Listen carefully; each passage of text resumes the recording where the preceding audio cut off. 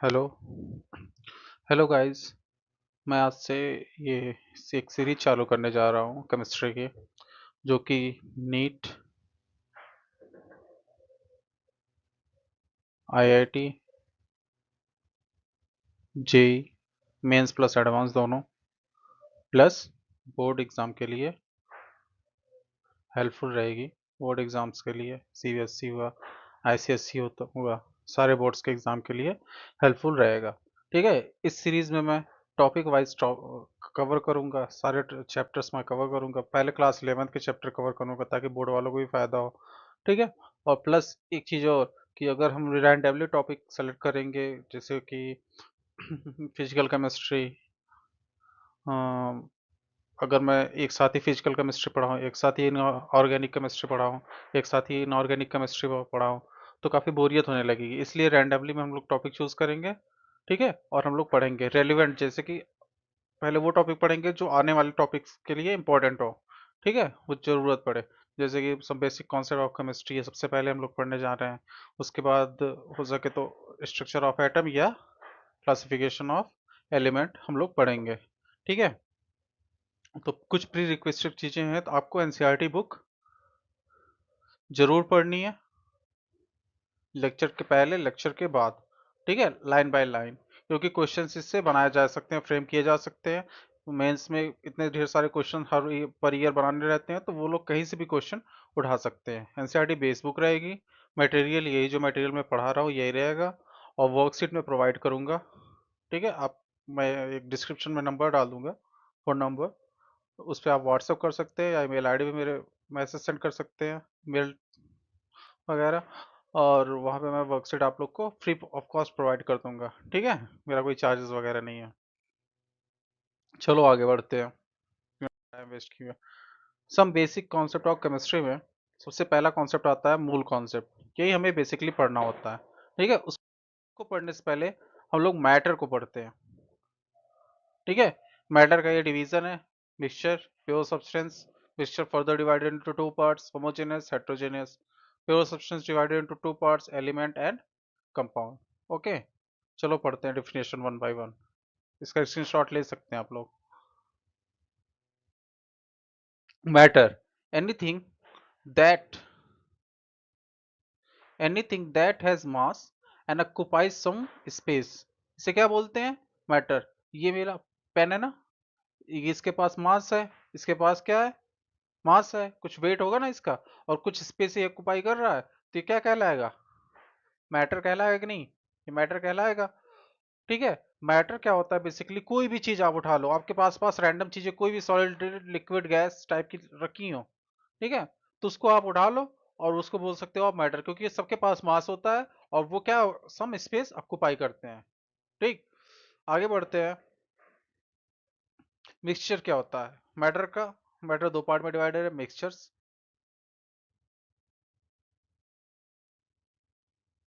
And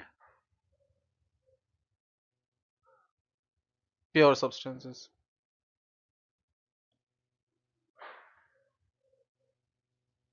mixture क्या होता है? वेरिएबल कंपोजिशन होता है। पहली इसकी प्रॉपर्टी क्या? Variable composition. दूसरी क्या? Component retain their characteristics properties, जो कंपोनेंट होते हैं वो कैरेक्टरिस्टिक प्रॉपर्टीज रिटेन हुई रहती हैं।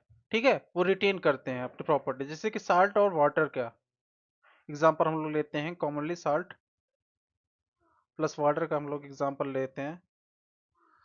तो ये वाटर में जब हम साल्ट को, अभी बेसिक डिफरेंस आएगा आप में कंपाउंड और इसको जब हम लोग पढ़ेंगे, इसमें देखते हैं कि साल्ट की भी प्रॉपर्टीज हमें मिल जाती है। साल्ट क्या होता है? साल्ट का नेचर जैसे ही वाटर खारा हो जाएगा, साल्टी हो जाएगा, हमें देखने में पीने में साल्टी लगेगा। ठीक है, इसकी डेंसिटी बढ़ जाएगी। साल्ट की डेंसिटी ज्यादा होती है वाटर की, वाटर में जितना भी साल्ट हम ऐड करते जाएंगे इसकी डेंसिटी बढ़ती जाएगी। ठीक है, वाटर क्या, फ्लूइड नेचर होता है, तो फ्लूइड नेचर इसमें बना रहेगा। ठीक है, तीसरा point, separated into pure substances by physical method. कुछ फिजिकल मेथड हम लोग अप्लाई कर सकते हैं, जैसे कि इवापोरेशन हुआ।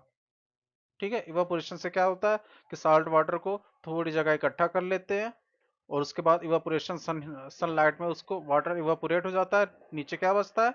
साल्ट बचता है। ठीक, और ये फिजिकल मेथड से ये सेपरेट कर सकते हैं, सेडिमेंटेशन, डिकेंटेशन, फिल्ट्रेशन वगैरह से। आगे हम बात करते हैं, मिक्सचर ऑफ डिफरेंट कंपोजिशन में हैव वाइडली डिफरेंट प्रॉपर्टीज। यहाँ प्रॉपर्टी छिप गया है, तो मानते हैं प्रॉपर्टीज। ठीक है, तो डिफरेंट कंपोजिशन जो होते हैं उनकी प्रॉपर्टी भी डिफरेंट होती है। साल्ट वाटर की प्रॉपर्टी दूसरी होगी, एयर की प्रॉपर्टी दूसरी होगी, शुगर वाटर की प्रॉपर्टी दूसरी होगी। ठीक है, और कुछ एग्जांपल इसके हैं, air, milk, gasoline etcetera. Air gaseous, ये मिक्सचर ऑफ गैसेस हम बोलते हैं ना इसको, मिक्सचर ऑफ गैसेस की definition he mixture of gases है, तो मिक्सचर हो गया। आगे हम लोग बढ़ते हैं, मिक्सचर फर्दर क्लासिफाइड इनटू कितने parts, two parts, homogeneous and heterogeneous. ये कुछ क्लास 10th 9th 10th के टॉपिक हैं, उसको ही एलोबरेट करके इन लोगों ने ऐड कर दिया है उसमें क्लास 11th में। तो हमें बेसिक जानना है, जरूरी होगा। थोड़ा सा बोरियत हो सकती है आप लोगों को, लेकिन हाँ, हम लोग जो समझेंगे, जो हमारा मेन फोकस रहेगा वो क्वेश्चन सॉल्विंग पे रहेगा। ठीक है, मटेरियल हमें लिमिटेड लेना है, क्वेश्चन जितने डाइवर्स क्वेश्चन हो सके वो सॉल्व करने हैं। ठीक है, डाइवर्स क्वेश्चन, ये नहीं कि क्या कहते हैं, वही गधे और घोड़े में अंतर होता है ना, स्मार्टली हमें सॉल्व करना है। ठीक है, स्मार्टली हमें सॉल्व करना है। कैसे कि हमें ऐसे रैंडमली, मतलब रैंडम तरीके के क्वेश्चन, मतलब एक ही फॉर्मूले के नहीं, हमें 50 क्वेश्चन लगाते चले जाएं, एक ही जो कॉन्सेप्ट लग रहा हो। हर कॉन्सेप्ट के अलग अलग टाइप के क्वेश्चंस हमें सॉल्व करने हैं। ठीक है, जितने टाइप ऑफ क्वेश्चंस पॉसिबल है, type of question, number of questions नहीं, टाइप ऑफ क्वेश्चंस हमें फॉलो करने हैं। ठीक है, होमोजेनस मिक्सचर की बात करते हैं, ये have same composition through out. इसका कंपोजिशन थ्रू आउट सेम होता है। साल्ट वाटर, सुगर वाटर का कंपोजिशन, मैंने एक गिलास पहले शुगर वाटर लिया, फिर एक गिलास शुगर वाटर लिया, दोनों का टेस्ट सेम होगा। ठीक है, composition through out the solution क्या है, सेम है। कंपोनेंट आर इनडिस्टिंग्विशेबल, कंपोनेंट जो है वो आसानी से डिफरेंशिएट नहीं किए जा सकते हैं। ठीक है, एग्जांपल शुगर वाटर और गैसियस मिक्सचर या एयर बोल सकते हैं इसे। अब बात करते हैं हेट्रोजेनियस मिक्सचर की। इनकी do not have same composition through out, इनका कंपोजिशन पूरा सेम नहीं होता है। कंपोनेंट आर डिस्टिंग्विशेबल, कंपोनेंट को डिस्टिंग्विश कर सकते हैं, मतलब अलग कर सकते हैं। सैंड और वाटर, वाटर में के अंदर हम लोग सैंड मिला देते हैं, सैंड कुछ देर बाद यहाँ पे सेडिमेंटेशन प्रोसेस से नीचे सेटल डाउन हो जाता है, उसके बाद वाटर हम ऊपर से निकाल सकते हैं। ऊपर सैंड कम होगा, नीचे सैंड ज्यादा होगा। ठीक है, वाटर, केरोसिन, केरोसिन ऑयल, जितने भी ऑयल होते हैं, ठीक है, उनकी मैक्सिमम ऑयल्स की डेंसिटीज जो होती हैं वो वाटर से कम ही होती हैं। ठीक है, तो ऑयल जो होता है वाटर पे फ्लोट करता है। ठीक है, फ्लोट करता है, उससे सेपरेट आउट किया जा सकता है। ठीक, नेक्स्ट स्लाइड पे चलते हैं। अब बात करते हैं प्योर सब्सटेंसेस की। प्योर सब्सटेंसेस जो होते हैं, इनका जो रेशियो होता है ना, और वो कंपो या फिर बोल सकते हैं कंपोजिशन होता है, वो फिक्स्ड होता है। ठीक है, can not be separated by simple physical method, इन्हें केमिकल प्रोसेस से ही सेपरेट आउट किया जा सकता है, फिजिकल प्रोसेस से नहीं। केमिकल प्रोसेस की रिक्वायरमेंट होती है इन्हें सेपरेट आउट करने के लिए। ठीक है, इनकी प्रॉपर्टीज वेरी नहीं करती हैं। थर्ड पॉइंट क्या है, प्रॉपर्टीज वेरी नहीं करती है। डायमंड, ग्रेफाइट, ग्लूकोज, जैसे ग्लूकोज का फॉर्मूला होता है 6H12O6। हम ग्लूकोज कहीं से भी लेके आए, इंडिया से लेके आए, अमेरिका से लेके आए, अपने घर से लेके आए, पड़ोसी के घर से लेके आए, तो उसमें 6 ही कार्बन होंगे, 12 हाइड्रोजन होंगे, ऑक्सीजन 6 होंगे एक मॉलिक्यूल में इसके। ठीक है, वैसे डायमंड जो यहाँ पे मिलेगा, कार्बन का एलोट्रोप्स होते हैं, कार्बन और ग्रेफाइट। डायमंड और ग्रेफाइट कार्बन के एलोट्रोप होते हैं, वैसे ग्रेफाइट का सिंबल है यहाँ पे दिया गया, स्ट्रक्चर है। ठीक है, आगे हम केमिकल बॉन्डिंग में इसका स्ट्रक्चर वगैरह पढ़ेंगे।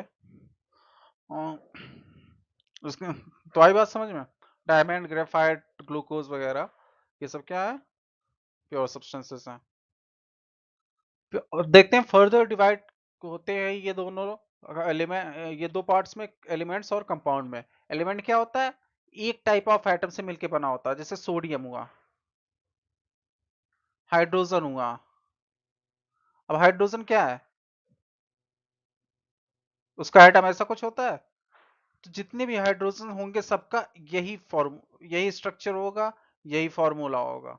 ठीक, और can not be decompose further, हम एटम को सिंपलर फॉर्म में डिकम्पोज नहीं कर सकते हैं। ठीक है, डिकम्पोज नहीं कर सकते हैं, मतलब इसको तोड़ नहीं सकते हैं। हाँ, इसके कुछ सब एटॉमिक पार्टिकल्स होते हैं, इलेक्ट्रॉन, प्रोटॉन, ये सब एटॉमिक पार्टिकल्स के बहुत सारे इनका पार्ट ही होता है। ठीक है, इससे मिलके बना होता है इसको फर्दर। लेकिन एटम से फिर एटम हम निकाल नहीं सकते, एटम से दो एटम नहीं बना सकते। ठीक है, या दो छोटे छोटे पार्टिकल्स हम लोग सेम नहीं बना सकते हैं। आई बात समझ में? चलो आगे बढ़ते हैं। एलिमेंट आ गया समझ में? अब कंपाउंड की बात करते हैं। कंपाउंड क्या होता है? ये टू और मोर एलिमेंट से मिलकर बना होता है by different definite proportion by mass. इसका मास का प्रोपोर्शन क्या होता है? डिफिनिट होता है। ठीक है, ये इंपॉर्टेंट पॉइंट है, इसको नोट डाउन कीजिएगा, कॉपी पेन लेके बैठिए। टू और मोर एलिमेंट से बना होता है, इनका प्रोपोर्शन क्या होता है एलिमेंट्स का? डेफिनेट होता है by mass. Constituent element do not retain their property. जो कॉन्स्टिट्यूएंट एलिमेंट होते हैं जैसे CO2 हुआ, ठीक है, अब इसमें जो इसका कॉन्स्टिट्यूएंट एलिमेंट CO और O है, ठीक है, O2 है। अब ये कार्बन और ऑक्सीजन मैंने बोला था ना उसमें मिक्सचर में रिटेन करते हैं, लेकिन इसमें नहीं करते हैं।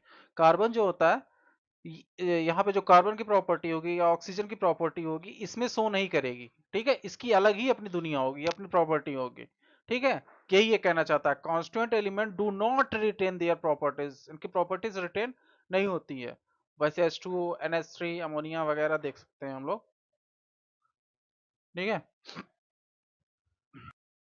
आगे बढ़ते हैं। दो टाइप्स की प्रॉपर्टीज होती हैं मैटर की। पहली होती है फिजिकल, ऐसी प्रॉपर्टीज जो मेजर की जा सकती हैं या ऑब्जर्व की जा सकती हैं विदाउट चेंजिंग, बिना चेंज किए हुए क्या, आइडेंटिटी या कंपोजिशन ऑफ सब्सटेंस। बिना आइडेंटिटी और कंपोजिशन ऑफ सब्सटेंस चेंज करने, जैसे कि आइडेंटिटी ना चेंज करें, कंपोजिशन ना चेंज करें, और लेकिन उस कुछ प्रॉपर्टीज ऐसी होती हैं वो मेजर की जा सकती हैं बिना चेंज किए हुए आइडेंटिटी और कंपोजिशन। ठीक है, उसको क्या बोलते हैं? Physical property. जैसे कि हुआ कलर हुआ, ऑर्डर हुआ, मेल्टिंग पॉइंट हुआ, डेंसिटी हुआ, बॉइलिंग पॉइंट हुआ, ठीक है, टेक्सचर हुआ, ये सब चीजें, ये प्रॉपर्टी हमें बिना कुछ चेंज लाए हुए, उनकी आइडेंटिटीज, उनके कंपोजिशन या कोई केमिकल रिएक्शन बिना कराए हुए हम लोग अगर मेजर कर सकते हैं। ठीक, और उसके बाद केमिकल प्रॉपर्टीज आती हैं। Property which can be measured observe by chemical change. पहले हम केमिकल चेंज कराते हैं प्रॉपर्टीज में, फिर उसको मेजर करते हैं, उसे क्या बोलते हैं? Chemical properties. जैसे कि बेसिसिटी हुआ, एसिडिटी हुआ, कंबस्टिबिलिटी हुआ। अब Mg को हम लोग कंबर्शन कराते हैं तो ये क्या बनता है? 2MgO बनता है, 2MgO बनता है। ठीक है, ये कंबशन प्रोसेस होता है, ये मेजर होती है कि मतलब कौन से टेम्परेचर पे कंबस्टिबल होगा, कौन से पे नहीं होगा। बेसिसिटी और एसिडिटी वगैरह चेक करते हैं, पीएच क्या होगा, इसका केमिकल चेंज, साल्ट कौन सा फॉर्म होगा।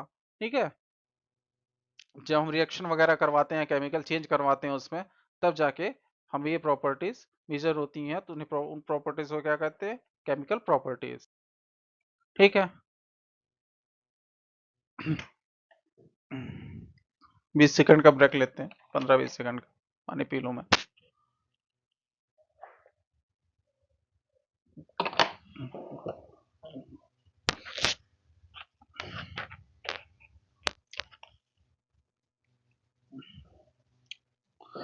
आगे बात करते हैं लॉ ऑफ केमिकल कॉम्बिनेशंस।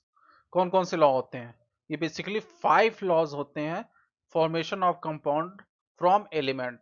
ये 5 बेसिक लॉ होते हैं जो फॉलो अप होते हैं जब हम कंपाउंड का फॉर्मेशन करते हैं, किसकी मदद से? एलिमेंट्स की मदद से।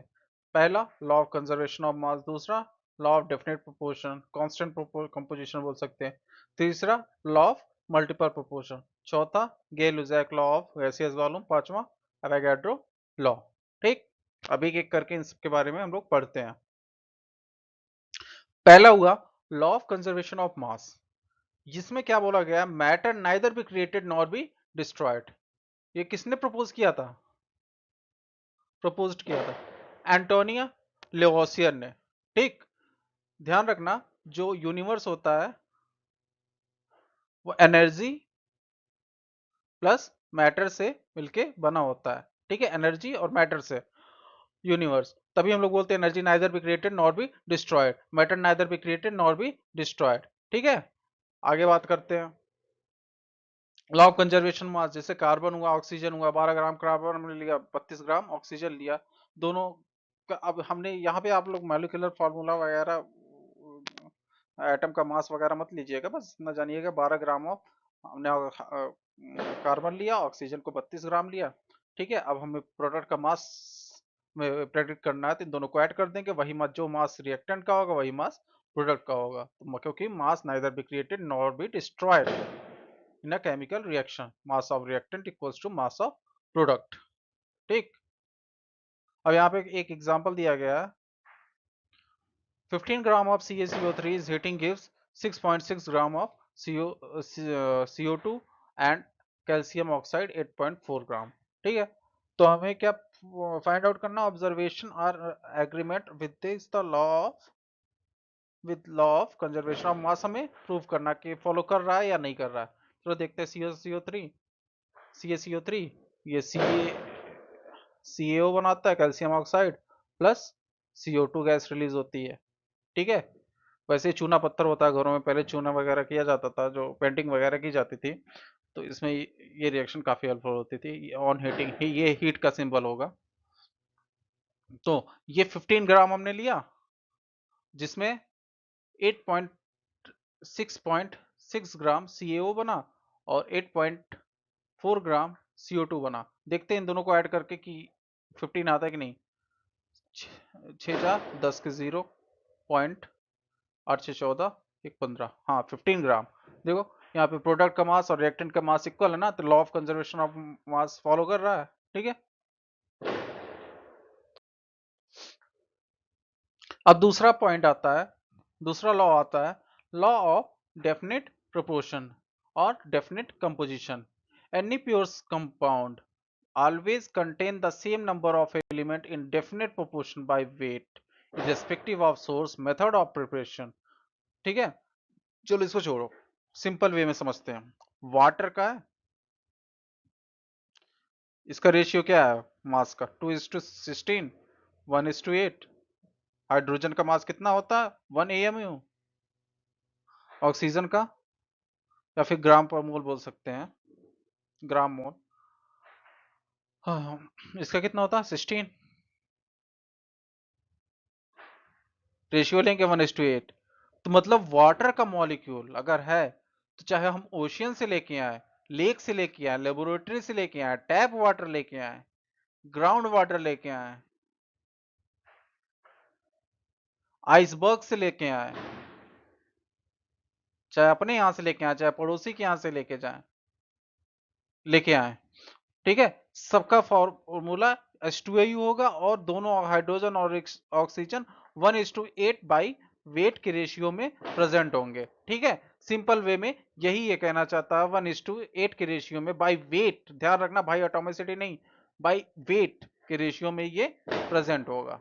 ठीक, यही total law of definite proportion कहता है। ठीक है, इररेस्पेक्टिव ऑफ देयर ओरिजिन और देयर सोर्स और देयर मेथड ऑफ प्रिपरेशन। ठीक है, जो in a compound the element are present in different proportion by definite proportion by weight। ठीक, आगे बढ़ते हैं, लॉ ऑफ मल्टीपल प्रोपोर्शन। ये क्या कहता है, according to this law if two element combine, दो एलिमेंट कंबाइन हो रहे हैं, ठीक है, फ्रॉम दो टू और मोर देन फॉर्म टू और मोर देन टू कंपाउंड्स, दो एलिमेंट कंबाइन हो रहे हैं और दो से ज्यादा कंपाउंड बना रहे हैं। ठीक है, mass of the one element that combines with the mass of एक एलिमेंट जो कंबाइन हो रहा है fixed mass of other element. ठीक है, are in simple whole number ratio. ये नेट सेल यही कहना चाहता है, इस एग्जांपल से हम लोग समझते हैं, ज्यादा बेटर समझ में आएगा। इसको NO भी ले सकते हैं, N2O3, N2O4, N2O5। ठीक है, इसको NO2 भी बोलते हैं। देखो यहाँ पे हम लोग क्या करते हैं, इसको कांस्टेंट रखते हैं। ठीक है, N2 हमेशा कांस्टेंट है, बाय वेट, बाय मास या बाय वेट बोल सकते हैं। ठीक है, 28 होगा, 14 मास होता है एक का, एक नाइट्रोजन का, दो नाइट्रोजन का मास 28 हो जाएगा, 28 सारे में। अब ऑक्सीजन वेरी कर रहा है एटॉमिसिटी में भी और एटॉमिक वेट में भी, पहले 16 था फिर 32 हुआ फिर कितना हुआ, 48 हुआ, फिर हुआ 64 हुआ, फिर 80 हुआ। ठीक है, अब इनका रेशियो लेंगे तो 1:2:3:4:5, ये रेशियो में ये ये कैसा रेशियो है, सिंपल होल नंबर रेशियो है।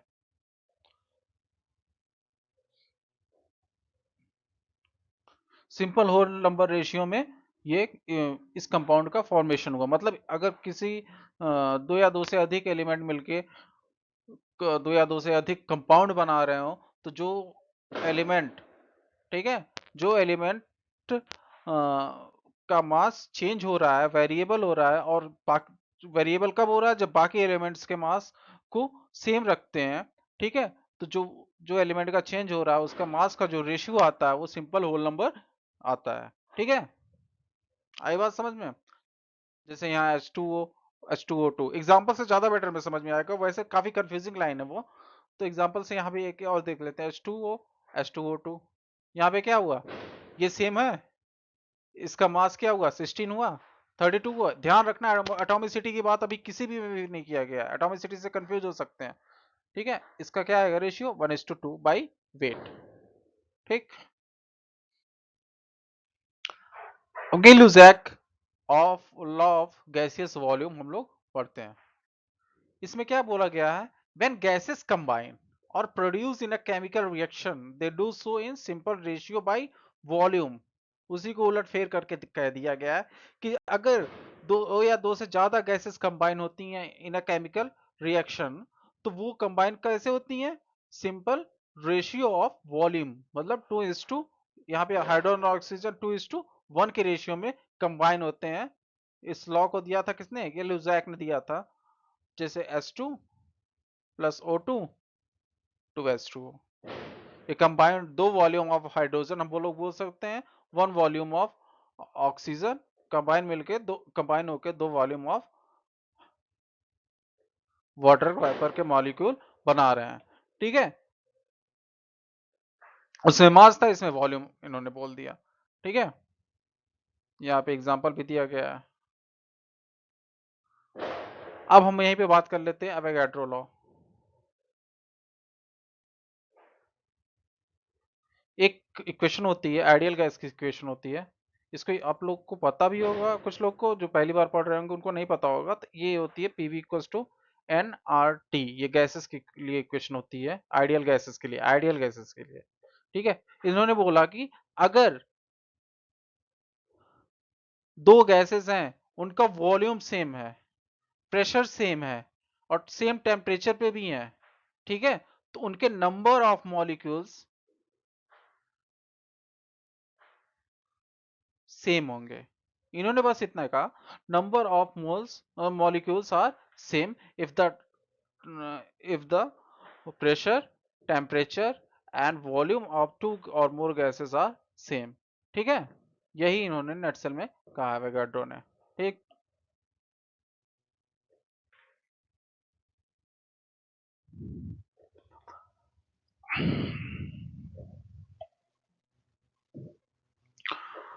अब बात करते हैं डाल्टन की एटॉमिक थ्योरी के बारे में। डाल्टन की एटॉमिक थ्योरी क्या कहती है, matter consist of indivisible particle. ये लास्ट टॉपिक है, उसके बाद इसको, इस लेक्चर को क्लोज करेंगे, क्योंकि काफी ज्यादा टॉपिक हो जाएंगे तो आपके लिए हेक्टिक हो जाएगा, आप बोर होने लगेंगे। ठीक है, matter consist of indivisible particles called atom. इन्होंने क्या बोला कि जो मैटर होता है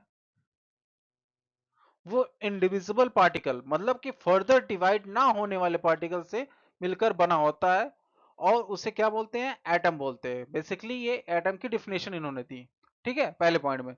दूसरे पॉइंट में क्या बोला इन्होंने, all the atom of given element have identical and physical chemical properties, atom of different element differ in their properties. इन्होंने बोला कि एक एलिमेंट जैसे सोडियम हुआ, पोटेशियम हुआ, जिससे सोडियम अगर कहीं भी मिल रहा है, ठीक है, किसी भी मेथड से प्रिपेयर हो रहा है, या पोटेशियम किसी भी मेथड से प्रिपेयर हो रहा है, जितने सोडियम प्रिपेयर होंगे उनकी जो फिजिकल और केमिकल प्रॉपर्टी सेम होंगी। वैसे ही पोटेशियम के जितने भी मेटल या एलिमेंट प्रोड्यूस होंगे उनकी फिजिकल और केमिकल प्रॉपर्टीज सेम होंगी। लेकिन हाँ, इन दोनों का कंपैरिजन क्या किया जाएगा तो क्या होंगे, डिफरेंट होंगे।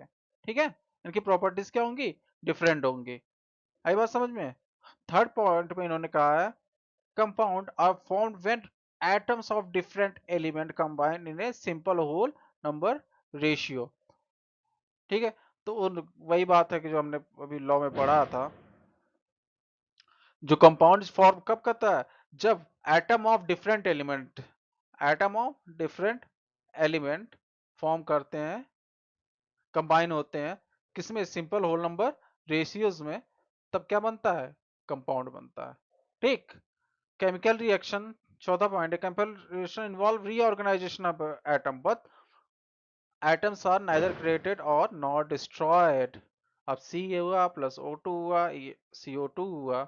अब इसमें क्या है कि कार्बन और ऑक्सीजन जो थे ये रीऑर्गेनाइज होते हैं, ना कि इसमें इसके अंदर कोई चेंजमेंट आता है, रीऑर्गेनाइज करके एक नया कंपाउंड बनाते हैं। लेकिन हाँ, ये नहीं कि इसमें कार्बन टूट के, आधा टूट के ऑक्सीजन एक ऑक्सीजन के साथ लगा, आधा टूट के एक ऑक्सीजन के साथ लगा।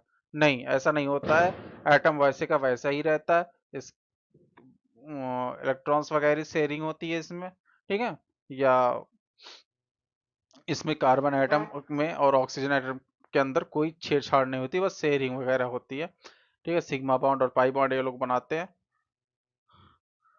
इन्होंने बोला है कि ये जो एटम है ये क्रिएट भी नहीं होता है। एक कार्बन था, एक कार्बन है, एक दो ऑक्सीजन थे, दो ऑक्सीजन है। इन्होंने बोला है कि कार्बन कोई भी एटम ना क्रिएट किया जा सकता है, ना डिस्ट्रॉय किया जा सकता है, बस रीअरेंजमेंट होता है उनका, रीऑर्गेनाइजेशन होता है। यही इस फॉर्मूले में भी है कि एटम रीऑर्गेनाइज हो गए हैं। ठीक है, ऑक्सीजन टूट के एक इससे लग गया है, एक इधर साइड से लग गया, एक इधर साइड से लग गया। ठीक है, बात यहीं तक थी। और आज का टॉपिक यहीं पे समाप्त करते हैं, एंड करते हैं। बाकी जो मैं आपको नंबर प्रोवाइड कर दूंगा, कोई भी डाउट होगा, ठीक है, इस पे आप लोग मैसेज कर सकते हैं। ठीक, thank you, have a good day.